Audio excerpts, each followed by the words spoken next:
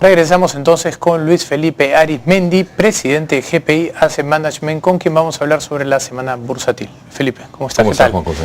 Hoy día en la noche, durante el día, perdón, tenía que hablar Bernanke, sí, presidente de la Fed. Cuéntanos un poquitito cuáles han sido sus declaraciones y las reacciones del mercado. El mercado está muy nervioso y de hecho cuando uno revisa la volatilidad del día de hoy, si uno ve los índices, no solamente de la bolsa de Nueva York, sino también Perú y todas las bolsas que estaban abiertas en el momento que Bernanke iba hablando, efectivamente la noticia principal es que la Reserva Federal observa que se va recuperando la economía norteamericana, aunque todavía no es una recuperación, digamos, totalmente segura, firme, y que van a empezar a reducir sustancialmente el apoyo monetario, digamos, esa emisión que ha venido haciendo la Fed para comprar papeles de deuda y por lo tanto inyectar liquidez, conforme el índice de desempleo se acerque, digamos, esté por debajo de 7 y se acerque, digamos, hacia el nivel de 6,5%, 6,3%, ¿no?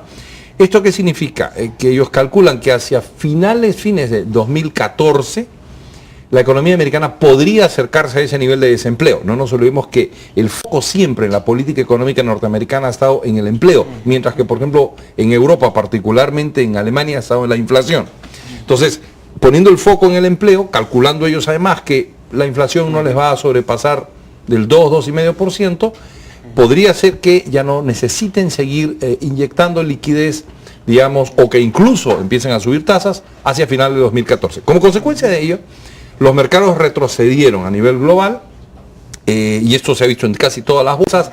En el Perú el rango de retroceso estuvo entre 1,5 y 1,6%, en los Estados Unidos entre 1,2 y 1,4%, retrocedió el dólar también un poquito en relación al euro y al yen, para buscar dos de las monedas, digamos, más importantes y relevantes, y por lo tanto el tema es que el ciclo de plata fácil, de plata dulce, de plata muy barata, podría estar acercándose a su fin, lo cual en realidad va a ser sano para el mundo en el largo plazo, pero en el corto plazo, digamos, el ambiente bursátil, que es un poco más especulativo en los días, digamos, en los momentos como ahora, reaccionó negativamente.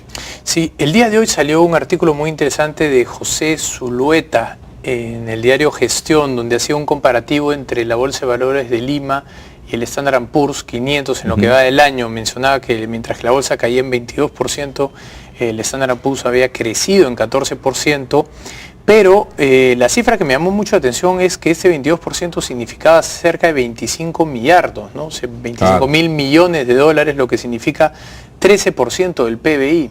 Sí. ¿Cómo ves tú la potencial recuperación de esto? Lo que pasa es que el Perú, y esto es algo que tenemos que ser conscientes, no es únicamente, no se va a hacer atractivo a nivel mundial porque tengamos buenos deseos los peruanos de que eso ocurra.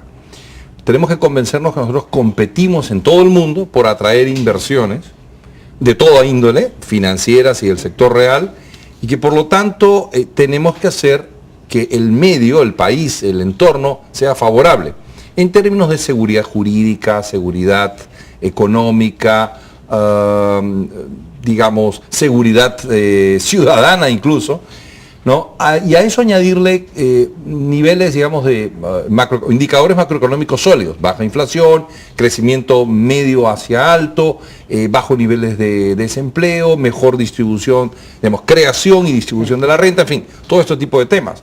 Y lamentablemente, para ser totalmente sincero, digamos, el Perú no es que haya brillado en ese tema en los últimos meses. Tampoco es un país en una situación desesperada, ni mucho menos.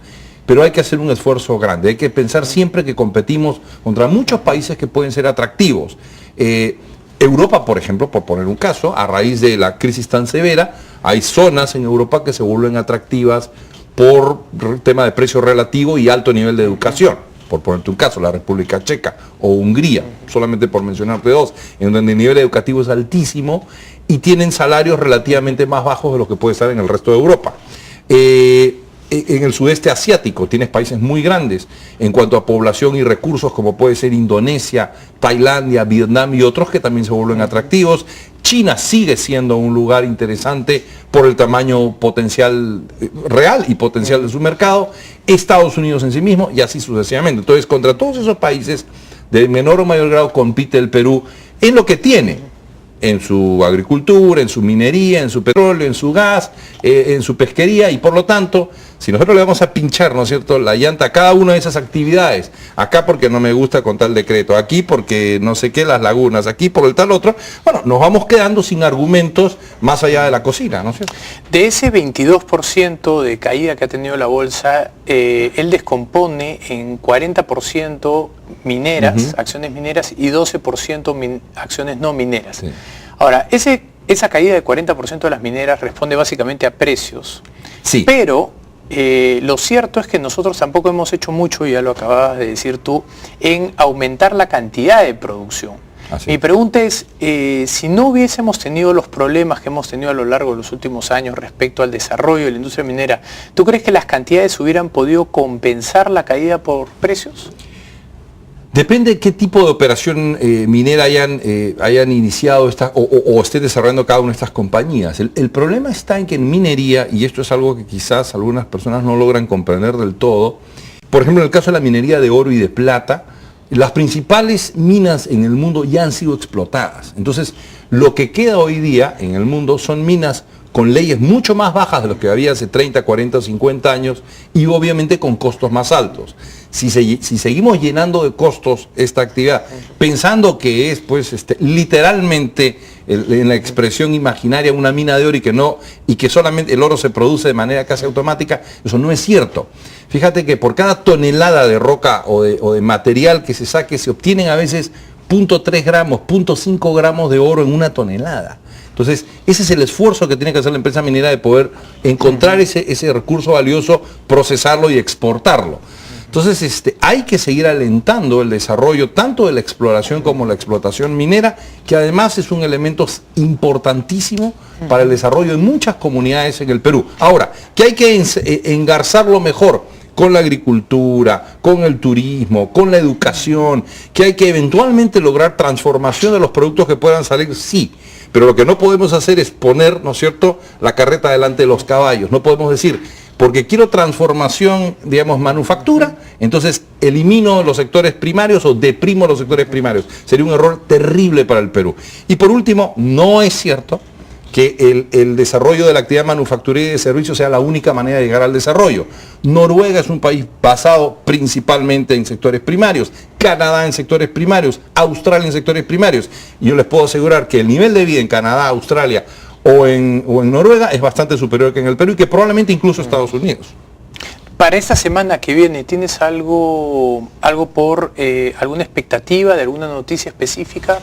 Yo creo que esta semana va a haber una mejor comprensión del mensaje de Bernanke y además de cómo van a reaccionar otras economías. Es muy importante ver cómo termina cuajando la crisis europea, porque empiezan algunos analistas a decir que estamos casi como una suerte de disyuntiva. O se aclara durante este verano europeo hacia qué dirección toma Europa en términos de las reformas que tiene que hacer para volverse más competitiva, o eventualmente hay una recaída de la crisis europea.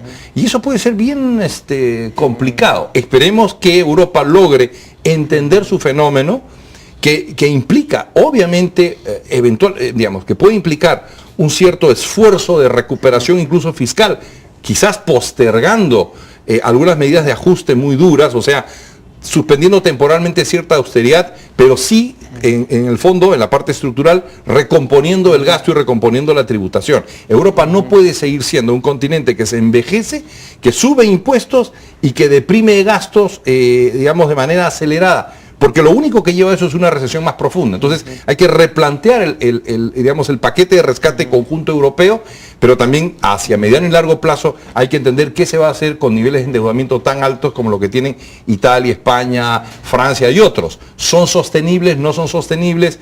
Para hacerlos sostenibles, ¿qué es necesario implementar? Bueno, hasta ahora nadie todavía ha resuelto el problema europeo, y Europa es un porcentaje importantísimo del PBI mundial y de la demanda mundial y de las inversiones globales. Gran cantidad de compañías europeas, multinacionales, invierten en todo el mundo. Sin duda, y están con la espada ante la pared con lo que son regulaciones, sobre todo a nivel microeconómico y laborales, ¿no? Sí, digamos, el estado de bienestar se llevó a un nivel insostenible. Es que eso es algo que hay que entender. Todo bienestar que se quiera extraer, digamos, de la sociedad hacia algún grupo en particular, alguien lo paga. Alguien lo paga. Lo tiene que pagar con mayor producción, con mayor eficiencia, para que eso pueda ser trasladado hacia esa parte de la sociedad. Si eso no se logra hacer en términos reales, o sea, se genere producto para poder cubrir eso, tarde o temprano, si se hace con deuda, alguien lo pagará y normalmente a un precio bastante más alto que lo que hubiera sido corregirlo desde el principio. Y los desincentivos que produce. Te agradezco, Luis Felipe, por tu presencia. Te esperamos el próximo miércoles. Encantado. Bien, vamos nosotros a una pausa. Regresamos entonces con el exministro de Energía y Minas, Carlos Herrera Descalzi, y con Aurelio Ochoa, expresidente de Perú Petro. Vamos a una pausa y regresamos. Scotiabank, descubre lo que puedes lograr.